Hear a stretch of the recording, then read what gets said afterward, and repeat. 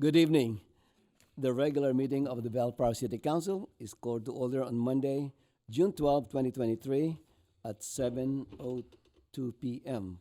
We're reconvening from closed session, and there are no reportable actions taken during closed session. Roll call, please. Councilmember Dutton, Here. Councilmember Coops, Here. Councilmember Sanchez, Here. Mayor Pro Tem Hamada, Mayor Santinas. Here. Is there a motion to excuse the absence of Mayor Pro Tem Hamada? So moved.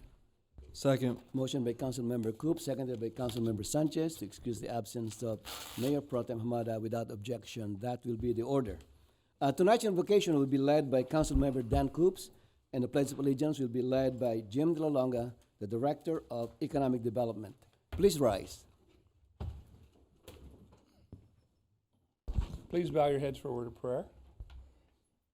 Our gracious Heavenly Father, we come to you with thankful hearts and praise that you'll be with us in the evening, this evening's meeting. We're thankful for all the blessings you bestowed upon our city. We're thankful for all the blessings you have bestowed on us, our constituency throughout the city. Be with us as we discuss those important items before us. Please have your hand in our discussions that we might do the best for our city. Please bless our firefighters and our law enforcement officers. Keep them safe as they do their best to patrol and keep us in your hallowed hand. In all these things we pray, in His name, Jesus, thank you. Amen. Amen. Please address the flag, put your right hand over your heart, and join with me in the pledge. I pledge allegiance to the flag of the United States of America and to the republic for which it stands, one nation, under God, indivisible, with liberty and justice for all. Thank you, Dan. Thank you, Jim. City Council announcement. Let me start. The city encourages all property owners to take a more active role in ensuring that family members and guests on their property refrain from using illegal fireworks this 4th of July season. 2 years ago, the city implemented a more aggressive policy to stop the discharging of illegal fireworks. The enforcement strategy permits the Bellflower Sheriff and public safety personnel to respond to a complaint at residential property, film the discharging of illegal fireworks, and if the person lighting them cannot be identified, the property owner will receive a $2,000 administrative citation in the mail. These enforcement efforts resulted in 106 citations last year. If you have any questions or concerns about firework enforcement in Bellflower, please call the Bellflower Sheriff Substation at 562-925-0124.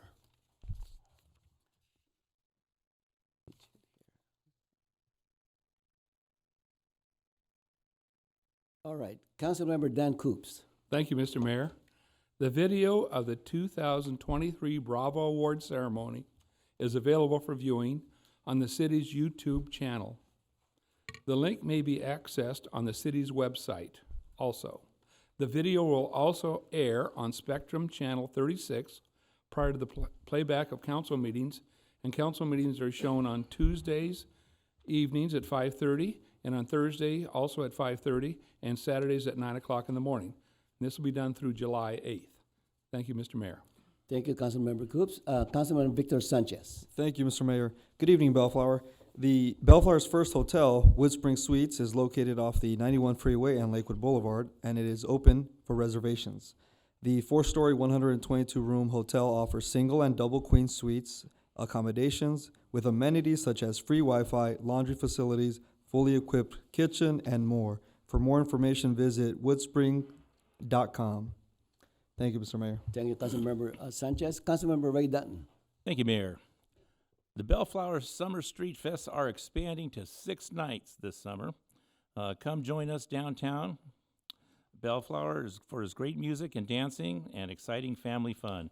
These events feature live music, food, craft, and business vendors, inflatable slides and obstacle courses and games with the Bellflower Recreation Department in motion, also known as BRIM. The event begins at 6:30 p.m. and will conclude at 9:30. Entrance is free, and vendor pricing will vary. Come out to the next Street Fest this Thursday, June 22nd, for a night of fun. Summer movie nights are also back, with the first movie night occurring tomorrow night, June 13th, in the Town Center Plaza at 7 p.m. And this is where the farmers market is located every Monday. For more information, please call 562-804-1424 with extension 2261. Thank you, Mayor. Thank you, Ray. Next item on the agenda, public comments. Mr. Stewart. Yeah, this is the time set aside for the public to address the city council on matters not listed on the agenda. Anyone wishing to address the city council should come to the podium, be recognized by the mayor, and state your name for the record. If you wish to address the city council on an agenda item, you may do so by approaching the podium as we review that particular item. You will be given 3 minutes to address the city council. Is there anyone who'd like to speak on a non-agenda item? Please sign in. State your name for the record and Darlene Palacios. speak direct to the microphone, please. I'm here yet again. I'm kind of discouraged because I've been going around talking to my neighbors and I've been monitoring the corner. And one of the things I'm doing is going out there to make sure that they're stopping. From the sidewalk, you know, pointing to the pedestrian crosswalk and like, no, you're gonna stop. It's nice to see everybody in the crosswalk now because it's in its proper place. Boy, the bus stop move was excellent. The place is clean. Everything is like it should have been a long, long time ago. The residents are happy with that. But one of the things that I'm hearing is that hundreds of my neighbors before me have made the same complaint I made as each death occurred. So they have called City Hall. And I'm hearing all over the place, hey, it only took them 15 years. It's a bit discouraging that I'm wondering what happens when people call and they make these serious, you know, issues public and nothing gets done. I'm like horrified, but I am monitoring the corner and trying to get people to, and we are having more and more accidents. I don't know who hit the wall on Bellflower and Alondra, but some lady run into the wall. My neighbors, one of them says, you know, on my block, because it's residential and business coded, it's like a raceway because the semis are able to turn around on that street. It's wider. It's like a raceway. It's like a speedway most of the time. So one of the neighbors mentioned, because we were talking, that little thing you put down, what does that do? Count the number of cars or register the speed? They want that. I'm here to say that. And I'm learning that a lot of residents, my fellow citizen Bellflower residents, are watching this. They see me. And I just want them to know. So if you want something, I guess you got to appear here in person and keep appearing until they do it. Because the 100 or more people who have complained and called City Hall before me have seen nothing happen. They remember the death before Mark 2 to 3 years ago, and they all called on the other side of my block on Rose. So that was sad to hear that. So what's that little strip do? And the rent control. Are we going to be able to accommodate the house homelessness that's going to rise? Because rent control, you know, we don't have rent control, so it's 10% now. If next year it's 20%, the apartment managers are willing to do that. So anyway, what are we going to do about the homeless crisis that in Bellflower is going to increase? Because a lot of my homeless residents they were Bellflower residents. All right, thank you, Mrs. Palacios. Thank you.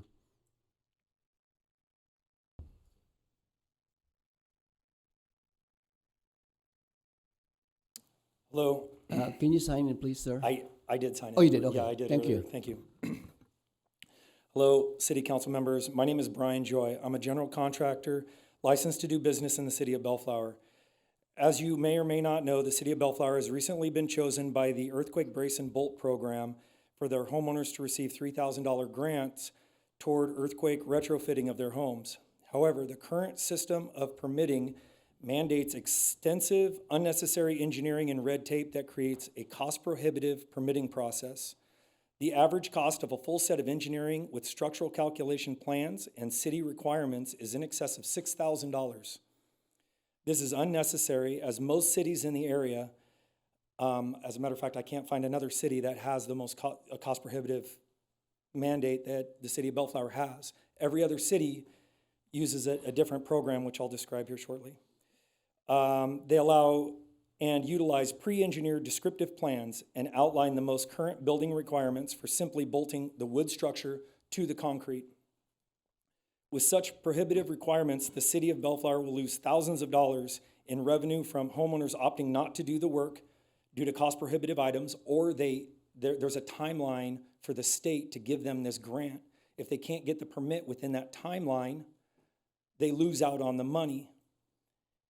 So the work due to this cost-prohibitive mandates new contractors purchasing business licenses, loss of tax revenue from contractors spending and not spending money locally within the city. This process could be streamlined and more financially beneficial for the city in wasted man-hours and administration filtering through paperwork that is simply unnecessary. Most cities in Southern California have adopted the LADBS, which is the LA Department of Building and Safety's standard plan for bolting, as an acceptable form of installation. This process is adopted by all surrounding cities of Bellflower and have reduced time and financial burden of both contractor, homeowner, and local government. I'm here to recommend a review of the voluntary bolting program that is currently in place within the city of Bellflower. I look forward to continuing to work in the city of Bellflower, as I was a resident of this city for 20 beautiful years. I look forward to helping provide tax dollars back to beautify the city. My questions are, is there a reason that there is a cost prohibitive or a larger mandate, including wet stamps from engineers and architecture and height descriptions on plans when we are simply bolting a house to the foundation?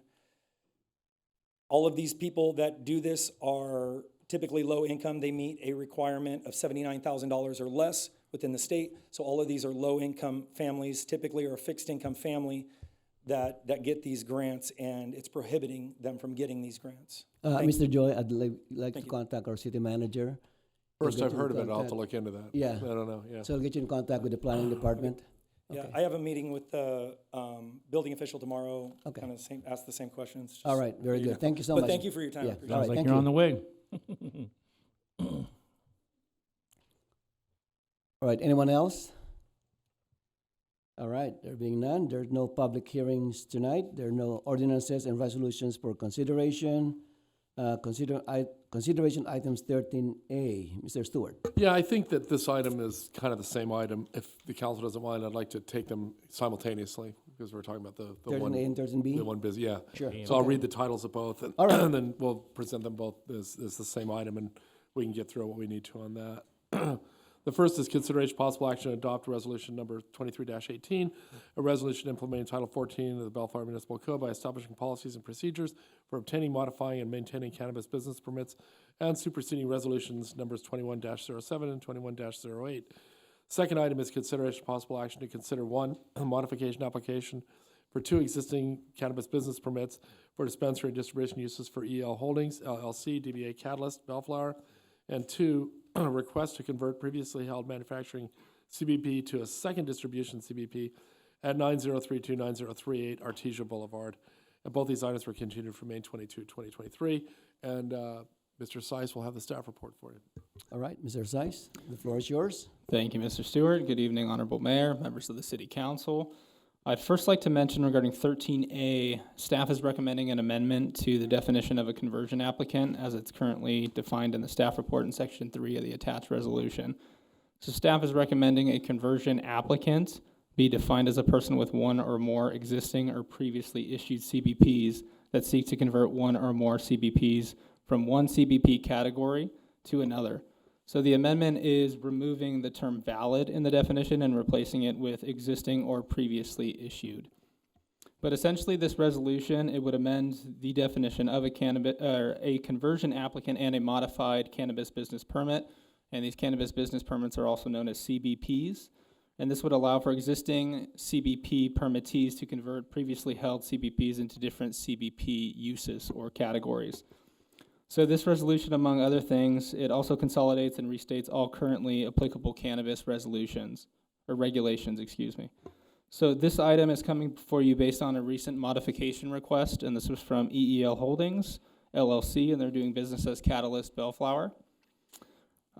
This request, among other things, sought to convert its previously held manufacturing CBP to a distribution CBP.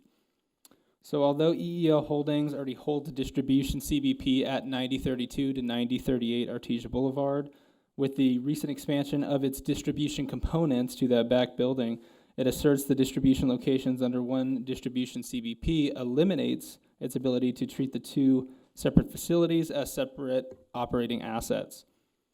So consequently, EEL states this arrangement imposes significant legal and administrative costs on the overall enterprise. Therefore, that's why EEL Holdings is seeking one additional distribution CBP for its expanded distribution component.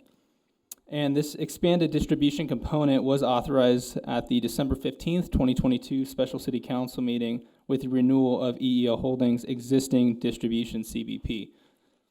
So resolution number 23-18, it would establish a method by which CBP permittees may convert previously held CBPs for a manufacturing use into a CBP for a distribution use. So the recommendation on item 13A is to consider adopting resolution number 23-18, along with the amended definition, as I mentioned earlier, for a conversion applicant to implement these changes to the cannabis regulations. And then I'm going to go briefly over item 13B. So 13B, on March 30th, 2023, EEL Holdings LLC, they submitted a cannabis business permit modification application, and this was for the City Council's consideration. So the application, among other things, it explains the existing and proposed business interests, the proprietors, and the ownership. So EEL Holdings is seeking the three following modifications. So first, they're looking to approve a modification to name Catalyst Bellflower LLC, a wholly owned subsidiary of Southcourt Holdings LLC, as the CBP permittee. They're looking to approve a modification to name Catalyst Distro LLC, a wholly owned subsidiary of Southcourt Holdings LLC, as the CBP permittee. And three, they're looking to, as I mentioned earlier, approve a request to convert its previously held manufacturing permit to a distribution permit for the former manufacturing facility, and naming Distro A LLC as the CBP permittee. And this is also a wholly owned subsidiary of Southcourt Holdings LLC. So currently, Elliott Lewis is listed as the sole owner and manager of EEL Holdings LLC, but per the submitted application, Elliott Lewis will continue to be the sole owner and manager of each of the new CBP permittees. Specifically, Elliott is listed as the largest shareholder of Southcourt Holdings LLC, so this would be the holding company, and is the only shareholder of Southcourt Holdings LLC with an equity interest at or above 25%. In addition, Elliott is further explained as the designated manager of Southcourt Holdings LLC and is the sole and absolute authority over all of its affairs, including the management and operation of its cannabis businesses. So the applicant mentions that these modification requests are being made and brought to the council because it's proactively working to reorganize its legacy assets. So its legacy assets are the Bellflower assets. So Elliott is also requesting to convert its previously held manufacturing CBP to a separate distribution CBP because he mentioned this existing arrangement, having two distribution facilities under one CBP, it eliminates its ability to treat them as two separate facilities and as separate operating assets, as I mentioned before.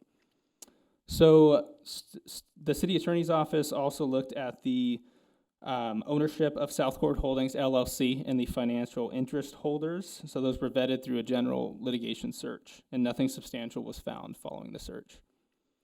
So during the May 22nd, 2023 council meeting, the mayor requested that the city council discuss the feasibility of prohibiting publicly traded companies from participating as owners, as defined by the city's cannabis regulations. So in cannabis businesses regulated by the Bellflower Municipal Code. So we've consulted with the city attorney's office, and from a legal standpoint, the city council may define ownership to exclude such companies from participating as owners of permittees. The city council has a broad discretion to impose such a requirement. How this would affect cannabis businesses from a practical standpoint is unknown at this point. So the recommendation tonight for item 13B is to approve a modification application for 2 existing CBPs for dispensary and distribution uses for EEL Holdings LLC. And if desired, approved a request to convert a previously held manufacturing CBP to a second distribution CBP at 9032 to 9038 Artesia Boulevard in the city of Bellflower. And at the request of Mayor Santa Ynez, discuss the feasibility of prohibiting publicly traded companies from participating in cannabis permittees as an owner as defined by the cannabis regulations. So that completes the 2 reports. We have the applicant, Elliot Lewis, here in attendance to help answer any questions regarding the application that was submitted. All right, thank you, Mr. Saiz, for his comprehensive report. Just point of clarification, the definition of conversion applicant, so means a person with 1 or more CVPs that seek to, is it the modification that you made? The change to the resolution is for a conversion applicant, so that's actually on page 2 of resolution number 23-18. On page 2 of the resolution? Yeah, okay. page 2. So you'll see currently as it reads, conversion applicant means a person with 1 or more valid CBPs.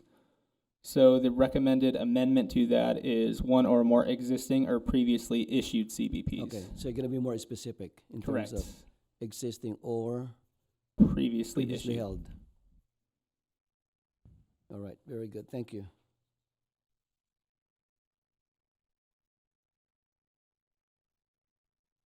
All right, in terms of, so right now we have in the current resolution, we have 22 CVPs allowed by the city council, right? Correct. And the only cap we have is for dispensary. Correct. All the others, there's no cap in terms of by category. Right. So any of them can be, I mean, technically speaking, all the rest can be distribution, all the rest can be manufacturing. All right. Yes.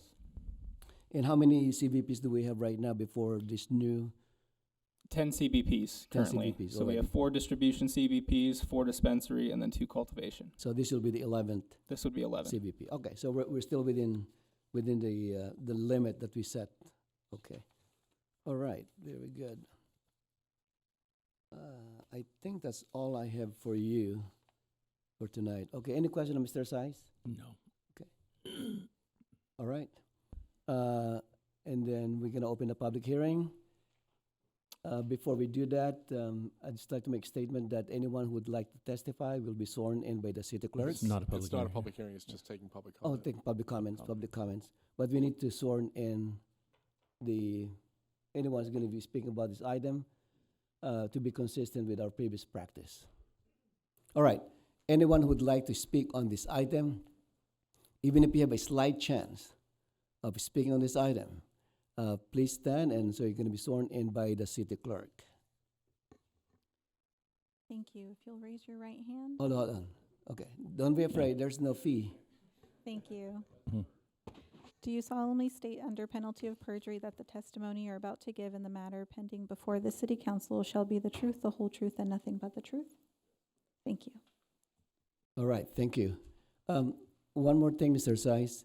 In the application for the change in ownership, I think one of the requirements is there's gonna be a listing of the current owner and then the previous owner. Did we get that? Yes. Okay, and that was confirmed by the city attorney? Yes. Okay, very good. Thank you.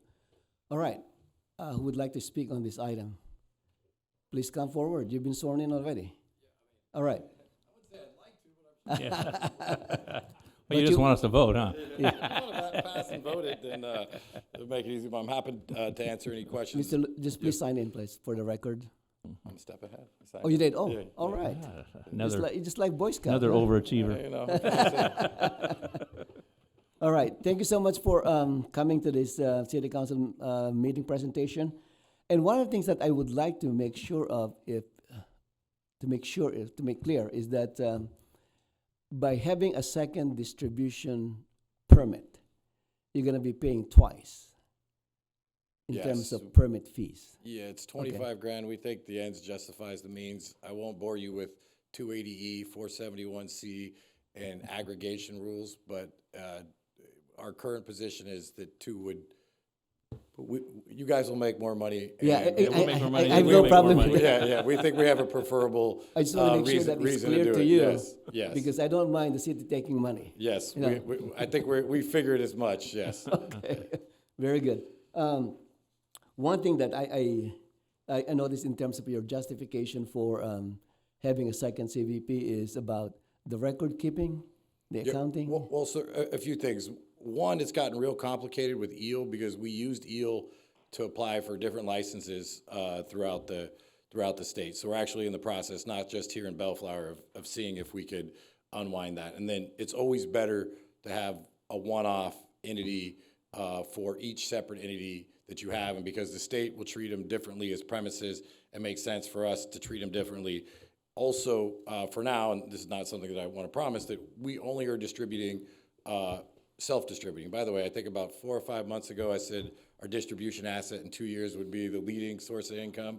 I'm still leaning in on that one. I think we're doing 5.5, 6 million out of there with the extra space to make it a little, a bit easier. So there might come a time, as we're talking to some brands, as our pricing is getting really good, other retailers, where we use one is a, whatever you want to say, a B to A to the actual retail with a little markup. Obviously, we don't want them to get our pricing, and then we use the other one for internal, and then it's just also better for tax purposes and for organizational purposes to have them as separately held entities. Just as one example, 471C only applies to small businesses that make or that do under 26 million in gross income. So there's other benefits as well, but separating them is what makes the most sense. Mhm. Do you foresee any kind of, in the future, any kind of change in terms of the ownership between distro and distro A eventually? No, I don't. But one thing I would comment on, and it's not a today thing, and just to kind of put it in the back of your head, and we're only here, for today. But I do think at one point in the industry, call it 2 years, 3 years, we're hopefully headed there. Obviously, we probably would re-engage at that point. And again, I don't want to get too far ahead of the industry or this item. Is the publicly traded company, I think, is an interesting thing. I think when the industry matures, you're going to have people that are out of business, and you're going to have publicly traded companies. That's how I think that this is not going to happen overnight. This is, I think, how the game ends. And then even with this, I hustled up 100 grand, 50 grand, 100 grand. We have a pretty big cap table, as you saw. I don't know, maybe there's 70 people on there. So I know what some cities have done for publicly traded companies. They set the threshold at 2%, 3%, 5%, and then that way that, every, whatever you want to call it, Tom, Dick, and Harry shareholder doesn't need to be reported, but the main officers that are in charge on the day-to-day do need to be reported. So I would say this, I have no intention to change the ownership anytime soon, with the caveat, if the market is in a better place, which is in a very bad place right now, for whatever reason, that Bellflower store does really good, though. It's our number 2 performer outside of Pomona. But there is an objective at some point to take it public, right? And I think it would make sense as a city. And again, I'm not here lobbying for it today, but just to kind of prepare for the idea that I do think a lot of these companies eventually are going to want to be publicly traded entities, so they have access to more capital. But for now, because we have no banking, there's no federal legalization, all this other stuff, a lot of this stuff isn't available to us. But I do think that's how it ends. And my own theory, it's a little bit of speculation, but I don't think there's going to be more than 8 or 10 retailers. You might see different brands, like when you walk down the cereal aisle, left in the state when kind of the game plays itself out. That's what's happening now. We're kind of in the middle of a mass consolidation. Okay, and how's the business going for you? Yeah, we're doing good. I mean, it's a bloodbath out there. We're looking at a lot of portfolios. In fact, we've actually, not this is necessarily relevant to this, we've slowed down in applying in new cities because the replacement cost of entities is less than the build-out cost. And because the state policy is so bad, and without getting into the whole thing, there's a ton of people going out of business right now. So we have all these opportunities that we're picking up to run stores that are already built out in different vicinities. So it's a super interesting time. I do think at one point the state is eventually going to have to amend the policy. The big change is they moved the excise tax to the retailer, and they got rid of the cultivation tax, which I think at the time they thought would be a good idea. Without getting into the reasons why it was a horrible idea, all it's done is create more diversion, and now it's knocking retailers out of the game who aren't setting aside money for it. So there's only been one payment, which is like already hurt a lot of people. I suspect by quarter 2, quarter 3, there's gonna be more blood in the street. I literally, without exaggerating, probably get 5 opportunities a day now to come in and either turn around a dispensary or somebody who's hit a debt bubble or somebody who's run out of gas. So that's what's going on out there in California. Yeah, okay, thank you. Any question, Mr. Lewis? No, I'm good. Councilmember Coops? You're good, okay. You always tell us more than we ask for. Yeah, I know, that's my attorney calls it my stump. I didn't give you the stump speech though, but. Oh, okay, that's good, that's good. All right, thank you. All right, thank you so much.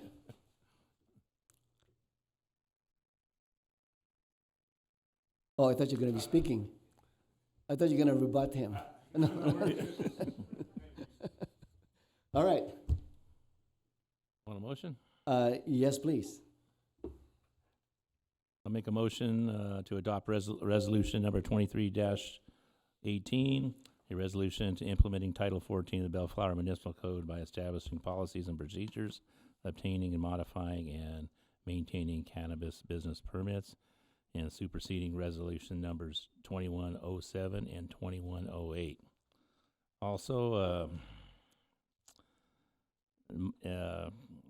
modify an application for 2 existing cannabis permits for dispensary and distribution uses for EEL Holdings, DBA Catalyst Bellflower, and request to convert a previously held manufacturer CBP to a second distribution CBP at the address of 9032 through 9038 Artesia Boulevard.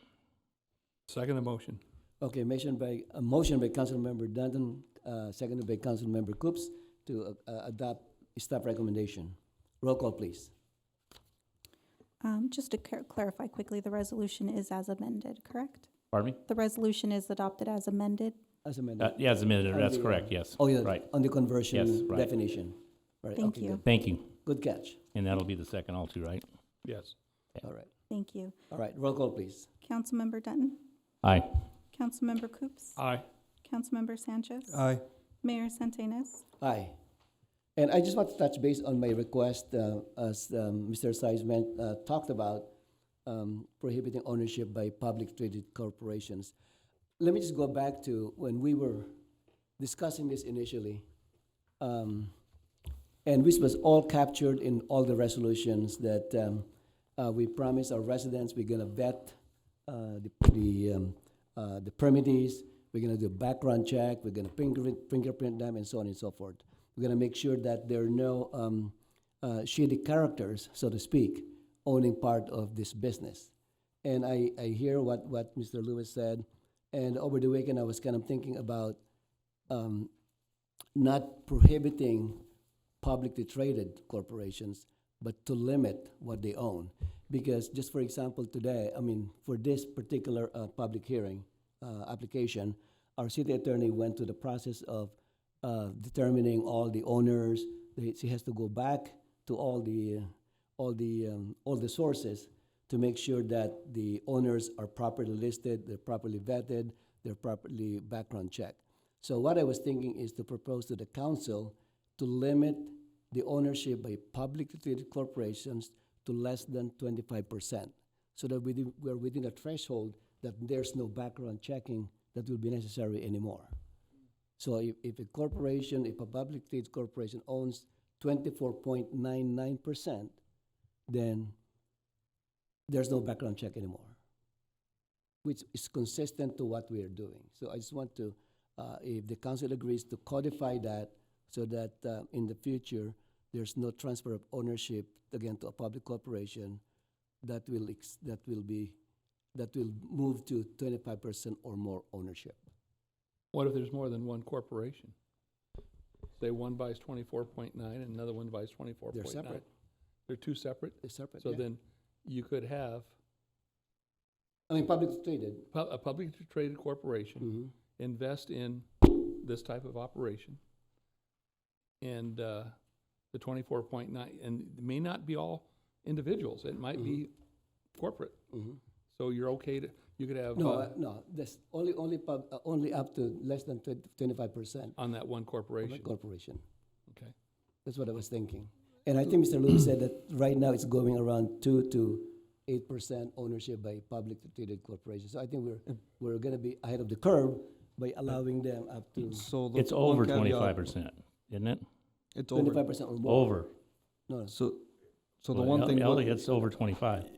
Yep. no, no. My quick clarification, and however you guys go, would be this. Let's just say, an example, we wanted to go public That's what I was- later, right? Then do we have to list if Joe Blow owns $100 worth of stock?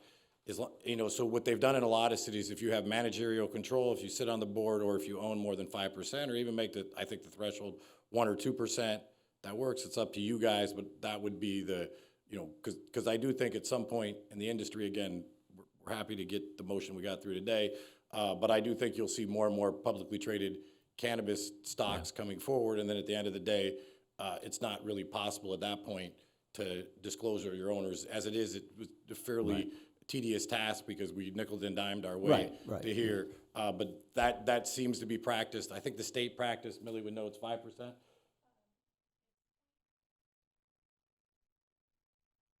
Oh, you have to come up here. Yeah. Sorry, It's a Millie. good thing she got low. That's why we swore her in.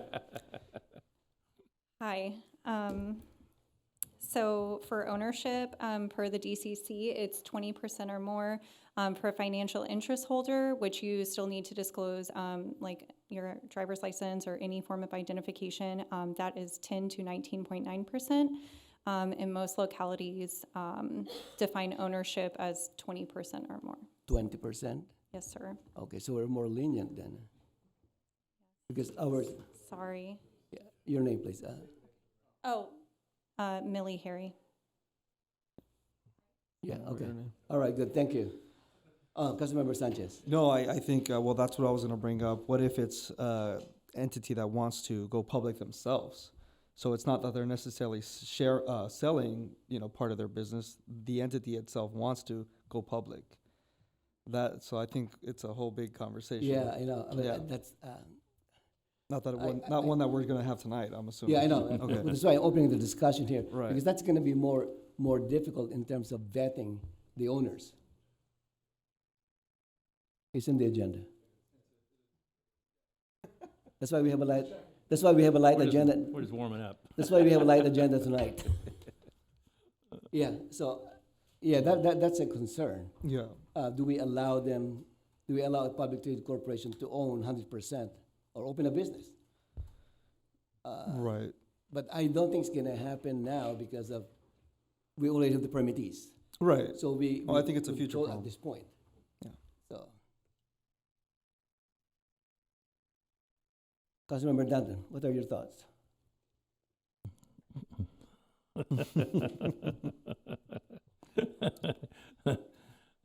All the comments are valid. You're very diplomatic. Yeah, my main concern is going back to the whole premise when we opened this discussion about cannabis, about the vetting of the owners, which is defined as operators or owners of more than 25% or more of the business. And I just want to make sure that I or we keep our word on it. Make sure that we properly vet, and that's why the staff are doing their diligent work to make sure that the owners and the operators are properly vetted. Right. So in the case of like an entity going public 100%, I would elect to something similar to what you said, which is a member of that public entity who owns 25% or more to then be disclosed alongside with the the president, the the CEO and the top, executives of the company, because they're still going to have, the top executives. There's no doubt about the executives, because Right. it's regardless whether they own 1% or not at all, Right. they're gonna be vetted anyway. I'm more on the ownership. Right. Because there could be a shady individual owning, a corporation that buys stocks in the open market. And then this corporation now buys shares of this permittee. That is my concern. And you're okay with the 25%?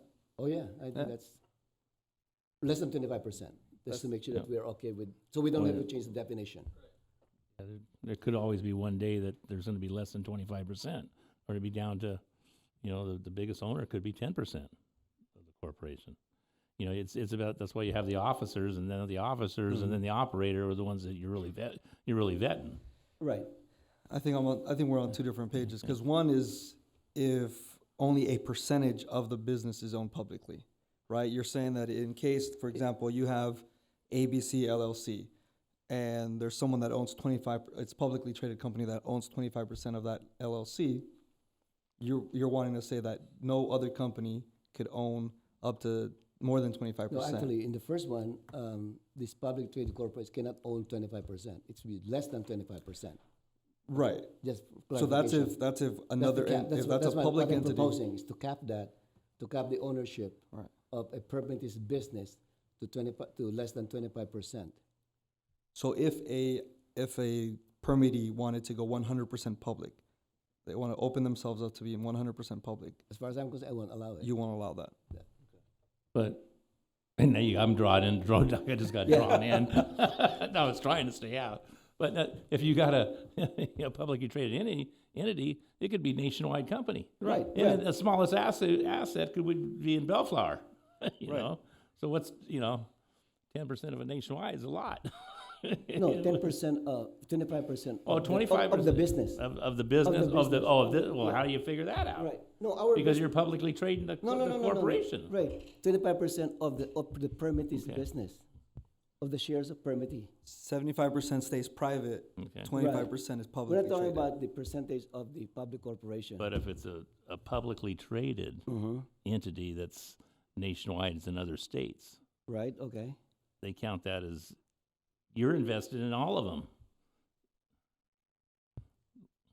You wouldn't be I think just we're going invested through in the one, weeds. one little location. No, are you saying that, okay, Well, I invest in a bank, I'm invested in all the banks, I'm the whole banking industry. okay, and the bank buys shares of this permittee? Well, no, I'm just thinking how stocks work. You're investing in the corporation that whatever their assets are is what your valuation is. No, I think we're talking about two different things. Okay. Here. I'm talking about the ownership of a permittee. So let's say, since Mr. Lewis Can Lewis the is corporation here. be a permittee?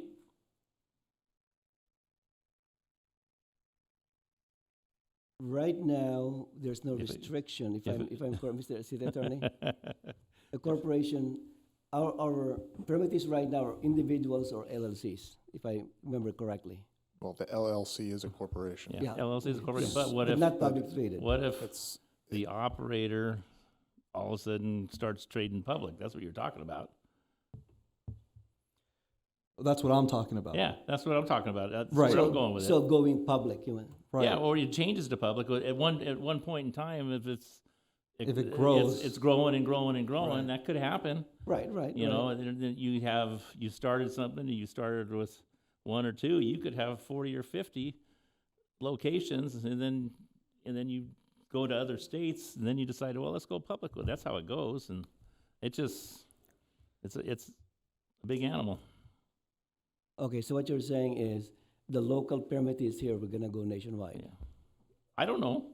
I mean, that's But that's what you got to prepare for. I'm thinking that there's the entities out there that are already public. There's already public cannabis businesses trading right now. What if they come and buy the little guy? What if one of those come into Bellflower and buy somebody? I think it's more of the other way around, that I think we're my- worrying my- about something before it's time. well, I just wanna make sure that we properly vet the owner, so, but, I get it. Now, what I'm getting from this, and Mr. Elliott, listen to what I'm going to say because I'm going to interpret what you said. we really don't need to worry about this now, because in your heart of hearts, you're still waiting Yeah. for the day that might come when the feds come in and say, you're cool. And I can publicly bank at an FDIC institution. I can lend from them, I can borrow from them, I can use their credit cards. I'm now not a, what do they call it, a class 2 drug or whatever, there's a name for it. We're out of that category. And in a perfect world, that would be where your business would be operating on that premise at some point in the future. Or maybe not. I'm not sure that if No, the and- schedule was declassified, it works for their model, so we'll see, yeah. That's another debate. Right, but, What Ray was describing, which was 40, 50, then moving your way nationwide,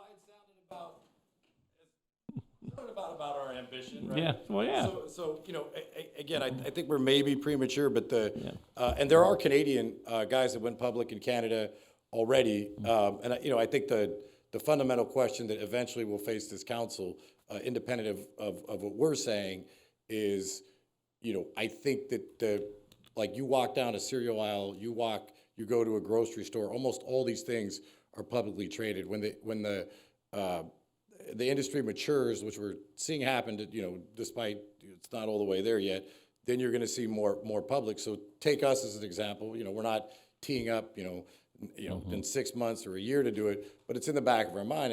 And to Ray's point, we're not that far from 40 or 50 local, and then we want to march east. At some point, to have access to capital, that might make sense, but it might be premature. I think your point is obviously a really valid one. You want to make sure that the owners are people that you could trust, that could be in your community, that you basically are co-signing for the rest of the residents, so there's good governance. And the way I think that ultimately gets resolved is all the officers and then anybody who acquired up to X amount in stock. And even if you make it 1%, that's a pretty low bar. But if somebody, let's just say for fun, 3 years from now, Catalyst wants to do a public offering, and there's some guy out there that's maybe not the greatest guy ever, and he wouldn't pass every background check, and he owns $200 in stock, that doesn't really affect the way that we're going to govern the company, right? The buck still will always stop with us. And at some point, for now, I always say I'm a benevolent dictator, but we will probably have a board at some point. And as we evolve as a company, I think these issues will come to be. This is like the kind of the first step of getting there. But I do think there's a broader question of, what is the threshold? And if you're a public, which I think every cannabis company eventually, with a few exceptions, is going to be a publicly traded company. Not today, but I do think that's where it's going. It's just capitalism at work as the industry matures. So, I think, if you wanted to ask my opinion, it would be some threshold of ownership, because you couldn't keep track of every shareholder. It's just not possible. But who your big shareholders are, then anybody who's a director or an officer. So you could have, 15, 20 people that are vetted, that are basically running the ship. But if you, have an unfortunate shareholder that maybe wouldn't qualify under normal circumstances, I don't think it really affects, in the traditional sense, the operation of the business, or negatively impacts Bellflower, because, some guy in Florida with a criminal history bought $200 worth of, Catalyst stock. So this is a question that, it's up to the city council to wrestle with. It's an interesting question, and I think it's an inevitable one, not necessarily one that needs to be decided tonight. But I do think that, one of two things are probably going to happen, which is either somebody who was born, basically with a Bellflower license, gets big enough, 40, 50 nationwide sounded pretty good to me, to become a publicly traded company, or the companies that are failing here, especially the retail assets, are eventually going to be snapped up by Publix as, they're fading. So, if I was going to make a bet, and, I don't know, whatever it is, 5 to 7 years, you're going to look up and you're going to have, whatever, if there's, remains 4 licenses, 4 people knocking on the door saying, hey, we want to be able to hold this as a publicly traded company. Or what's going to happen, and look, if somebody goes out, a little more action for us, but I do think we want to keep the small businesses alive in any way we can. And even if that means them having to either partner or sell with a publicly traded company, I think that's just the inevitable outcome of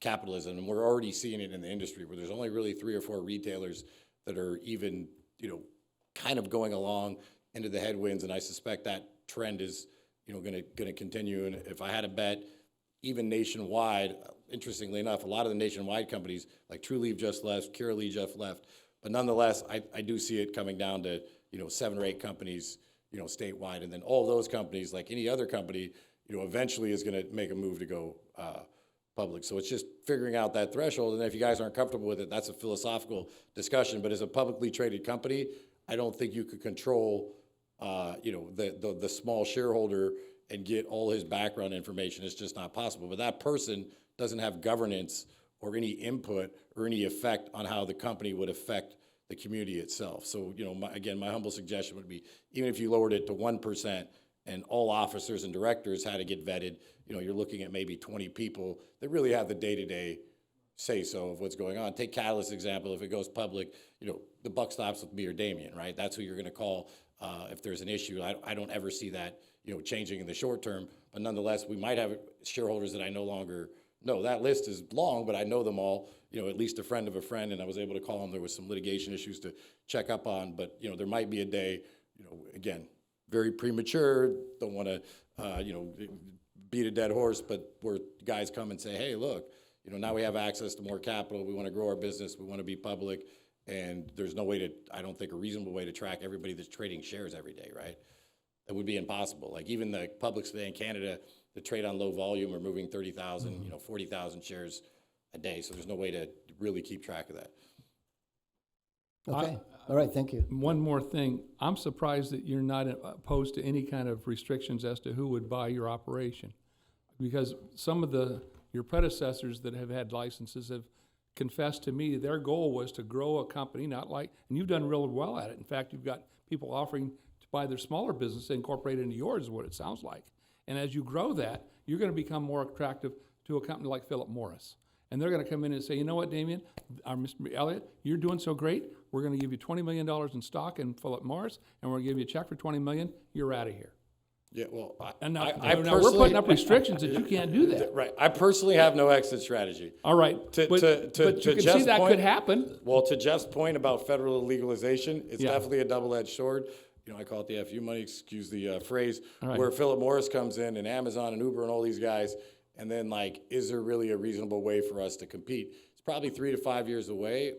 As a philosophical matter, it should have been legal a long time ago. As a business matter, I kind of like this little runway we have before that, money gets here, and then, we might be put in a situation where we can't compete. Personally, I love doing this. This is like the most fun you'd ever want to have, running a cannabis company. If you like a little bit of torture and then a little bit of fun, I enjoy what I do, and I'm planning on running it until, I'm as long as I can go. So I'm not the guy that has an exit plan, but there is these inevitabilities that might come up. And, again, I think it's really hard. As I think we've seen through this entire process from when we issued licenses, or when you guys did in 2017, the industry's evolved quite a bit on a regular basis, from 2 years to 3 years to 4 years to 7 years, and we're kind of living in dog years. So we have kind of an idea of what the next 6 months to a year looks like in our mind, and that could even change, and then some loose predictions. But anybody who says they could predict what the industry is going to be like in 3 to 5 years is nobody knows with any degree of certainty. So I think maybe in so much as there isn't any request on the table, maybe it doesn't, make sense. And then, I get the idea. Do you really want Philip Morris here? That's something that you would have to decide, and you would have to approve the sale. That might be a fundamentally different question, not to knock Philip Morris, but whatever. Yeah. No, but I'm just giving that as an example. I liken your industry back, I'm old enough to remember when VCRs first came out. And you had a VCR, you paid $800-900 for it, and you went around the corner to a mom and pop, and you rented a video for $1 and brought it back the next day. And that went on for 4 or 5 years. And then pretty soon, Hollywood Video came along and Blockbuster, and all the mom and pops are gone. And so they went to the next level.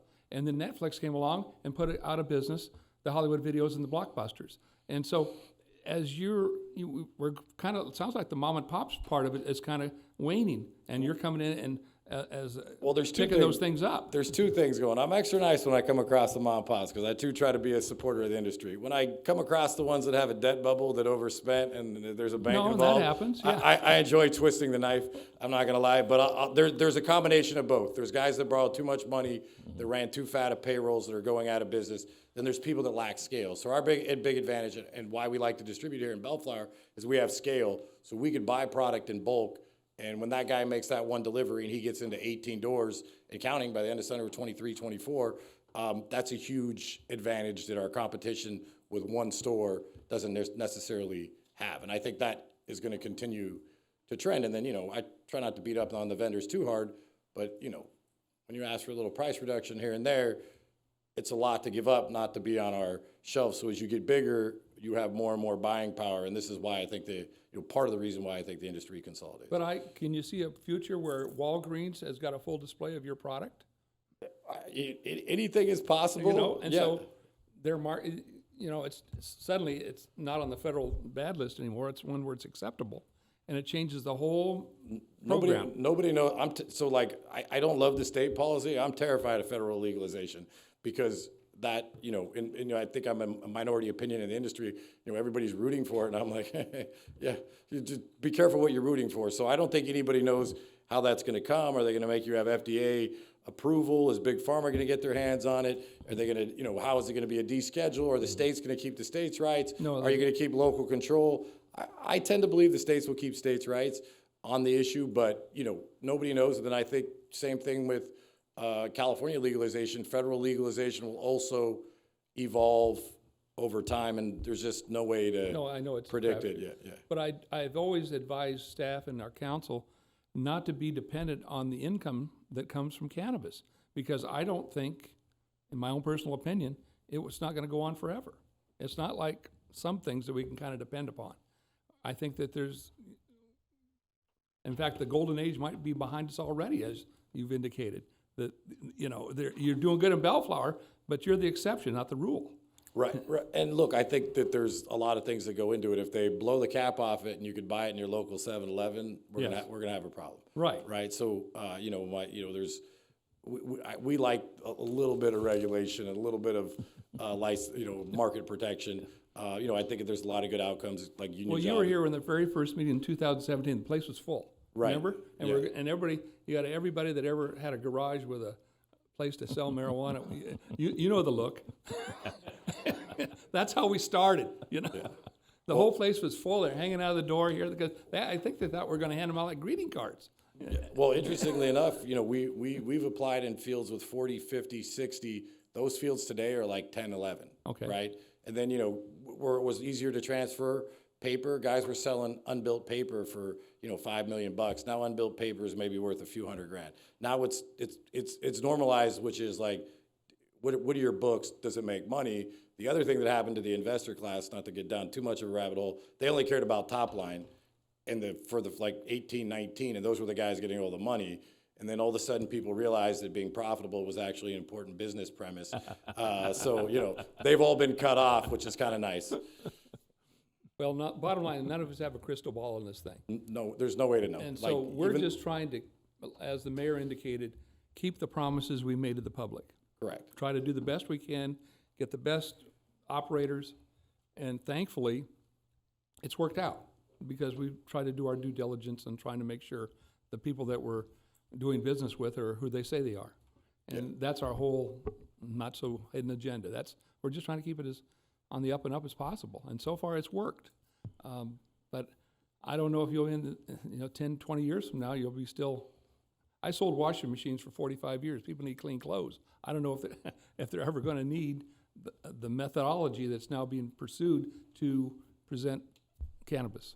No, it's 100% true. I mean, there's even some young kids in our offices think AI will figure out a way to give you the cannabis effect without the plant. So, there's no way to predict, a long enough time horizon where it's going to go. And maybe, the best suggestion is case by case, as they come and when it's an issue, because I'm sure whatever, was come up with tonight, there will be somebody who asks for, something else later. For now, we're very happy with the item that we got through. It helps us a lot on what we're trying to do. So, just kind of, spitballing as far as that goes. But it is probably an issue that's ultimately, coming down the pipe, at some point. Well, we approved your request. I'm not sure how far the mayor wants to continue the discussion. No, I want to stop it. All right. Oh, yeah. It's been going on for too long. You started it. Yeah, I know. It's a good discussion.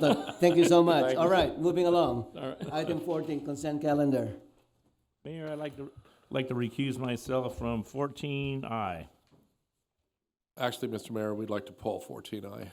Oh, 49. Yeah, Well, we I- have I two re- conflicts, All right, and okay, we don't good. I have a withdraw my mechanism. conflict. Yeah, so we'll bring this Anyone back. else? Any conflicts? Well, I also had 14I, so- Okay. but that's off the agenda. Yeah. And I need to recuse myself 14K. 14K. I have property that's in the vicinity of that project, so Okay. K for sure. Councilmember Sanchez, any recusals? No recusals. Any items to be pulled? No, Mr. Mayor, I think I'm okay. Okay, I just want to pull item C for a comment, 14C. Not separate, but just a comment. This is about the budget for 2023 to 2025. I just want to thank our city manager, our staff for the work that they did in putting together this budget. It's a very very lean and mean budget for the next couple of years. And I really like the strategy that the staff took on putting together the budget. We are in good, we're having good times this year, and we expect the next couple of years. But in the budget, it is very prudent. We're also not just taking care of this year, next year, the next few years, but also long term. Because, for example, we're setting aside, we're increasing our fund to acquire assets to up to $5 million. So that will give us some kind of flexibility if there's any kind of good properties available for sale that the city can either develop later on or can sell at a decent price. That is another tool that the city has. So overall, I am very pleased. Mr. Stewart, extend my gratitude to all the directors, all the staff. I know that it's kind of difficult, but it is. What I'm getting at here is this budget is kind of lean, because I don't want to go back to 10 years ago when we had to go to furlough and all those cuts. So I think this budget prepares us, again, not only for this year, the next couple of years, but also I would say the next 5 years we're going to be in good shape. And a special thanks to our finance department for their tedious and analytical skills in putting together this budget that I think will pave the way for the city to move forward. So with that, Mr. Mayor, actually, since you pulled item Okay. 14C, I hate to go after your great speech here, but I think this is a learning opportunity maybe for myself. The three of you might already know the answers to this, but when I was looking at 14C, something caught my attention. That's the Siaka animal control item part, which we're budgeting. We're proposing a contract for $601,000.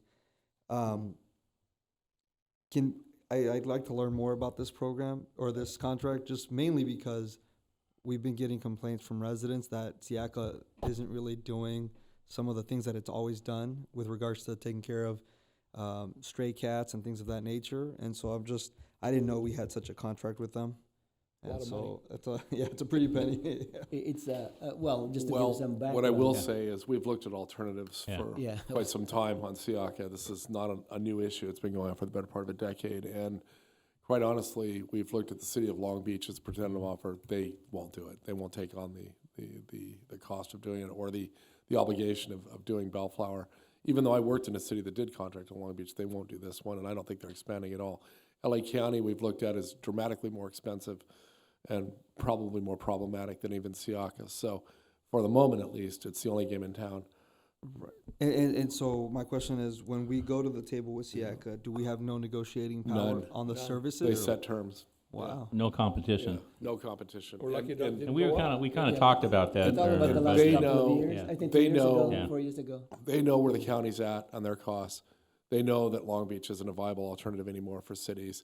And it's, we'll keep our eyes open. We'll obviously keep the doors open for any competition that would come up because unlike, like you, we believe that there are significant issues with Siaka. I would probably give them a little better grade than some of the complaints you're hearing, but it's not exactly what I call perfect service. And it's a requirement that we have. 100%. Yeah. Oh, see, like I said, Unfortunately, learning it's opportunity. the only game in town. That's unfortunate. Yeah, monopoly. All right, very good. Thank you for that. Appreciate All the right. education. Mayor, I got a question Sure, go ahead. regarding the budget.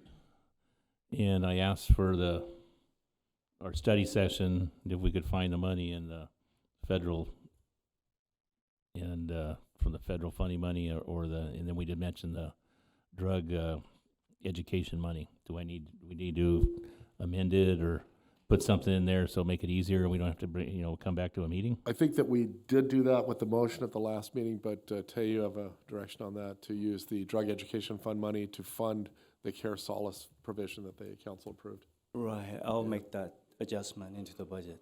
But it's already done in the original motion then? Okay, Yes. okay. Just didn't want to get it left behind. All right, okay, thank you. Move the consent calendar. Oh, you beat me. Second. All right, second. Motion by Councilmember Coop, seconded by Double Councilmember Danton to approve the consent calendar. Roll call, please. Councilmember Dutton, Aye.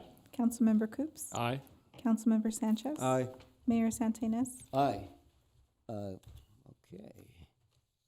Where are we now? Council reports. Councilmember Dutton. I have nothing to share tonight. Oh, my goodness. All right. Councilmember Coops. Thank you, Mr. Mayor. You know, Bellflower has a lot of great programs, and as council persons and members, we have awareness of them, but we don't really always know all the intricacies that go into them. Now, since I have grandchildren that are having the summer off, and like we all are, and they participated in a program called BRIM about a week ago. And I've never had any of my relatives, kids, grandchildren actually go to a BRIM party. And I want to tell you how excited and cool it was. It's been going on in our city for over 20 years, about 27 years. It's an award-winning program. And it was put together in a way that we have a van filled with things like carom boards, tables, chairs, canopies, hula hoops, baseball supplies, foosball, parking cones. All these things are in the van, and they pull a trailer because it won't all stay in the van. Send out 3 staff members, a supervisor and 2 assistants, and always one of them needs to be bilingual. And they cone off the street, and they put up a mini park. And they're operating during the summer, Tuesday, Wednesday, and Thursdays from 10 to 1. And if you call City Hall, 804-1424, and ask for the Parks and Rec Department, you can reserve for them to come to your home, and they will put out flyers before they arrive, a day or two before, to warn people the street's going to be blocked off in this area, and there's no parking here, and they'll roll up about 10 o'clock. And I watched our staff there. They aren't on cell phones. They're in the street there. We put up tables. They got crafts. They're shooting hoops. They're playing caroms. They're playing checkers. It is really cool. And just be aware of it. And I knew that it existed, but not until my 3 grandchildren participated that I really understand and know what a valuable asset this is in the city of Bellflower. And PJ's here, who's always promoted it. And I thank you, PJ, for continuing to make sure that, and I think you even told me that we have some new equipment that we hope to get in the next year or two to kind of spruce it up a little bit. But it was just an amazing experience for my grandkids to be able to participate in BRIM. Thank you, Mr. Mayor. All right, thank you, Councilmember Coops. Councilmember Sanchez. Thank you, Mr. Mayor. I'd just like to, no comments really, but more of a question and opportunity for our staff to kind of talk about a couple of the things that they've been doing. I'd like to ask Joel to speak on some of the traffic calming efforts that he's taken on Clark and Rose. Sometimes things like that go unnoticed, but I know his team's been working very diligently and putting efforts into that area. And so I'd like to just have him kind of give us a quick update so we're all aware of it. Thank you, Councilmember Sanchez. Just a couple items. I mean, there's been some complaints, as you've heard even from this microphone, in terms of speeding and crosswalks. So we have just done more enforcement, first of all, with our no-call traffic unit. He's posted up there and been keeping people accountable for crossing safely and driving correctly. And then recently, public safety staff, along with sheriff, did participate in a crosswalk enforcement effort where staff would walk out into the street, and if people are not giving them the right of way and passing on the other side, they'll potentially get a ticket or at least a talking to by the sheriff that pulls them over down the street further. So very visible effort there, and makes an impression, I think, and they won't keep it to themselves. They'll be telling people, how that is. So we hope that that's helpful. And then Director Hockman, I'm sure you heard tonight we'll probably be doing a radar down there the radar, the Oh, reader. The sign, Yeah. yeah, indicating speed? Is that what you're Yes. referring to? Yes, Yeah. please. So, another reminder that, be mindful of what you're doing, is if the light's flashing at you, then you know you're going too fast, and it gives an indication. So we have those around town, and, they're probably helpful. Some people are bent on doing the wrong thing, and a sign won't make a difference, but for those that just get careless or lazy, it can be a nice reminder, oh, I better be paying more attention to my foot. Thank you, sir. And thank your team. Thank you. Thank you, Mr. Mayor. All right, thank you, Councilmember Sanchez. Just a couple of thank yous. First of all, I attended the graduation of the Emprendedores candidates. It's a program that the city sponsors to help our Spanish-speaking entrepreneurs or would-be entrepreneurs to how to start, fund, and grow their business. We have 22 graduates, the last graduation, and I was very impressed with their display. They had display on at the lobby of City Hall, and they were very enthusiastic. And all I asked them is when they start business to please consider the city of Bellflower. And secondly, I want to thank, on behalf of Celaco Workforce Development, I'd like to thank our Parks and Rec staff for the wonderful job they did for the job fair 2 Saturdays ago. It was very successful. We have, I believe, more than 70 recruiters and over 300 job seekers going to Sims Park to kind of find a match, whether you're an employer or an employee or possible employee. Hopefully they found their jobs that they are looking for. So again, the staff of Celaco was very impressed. PJ, if you could pass on the word to our staff. They had the preparation of the site the day before. Everything was laid out. All the tables were laid out, properly labeled, and things just went on very smoothly on that Saturday. So again, thank you to staff. So this meeting is being adjourned to the next regular meeting of the Bellflower City Council at 5:30 p.m. on Monday, June 26, 2023. This meeting is now adjourned.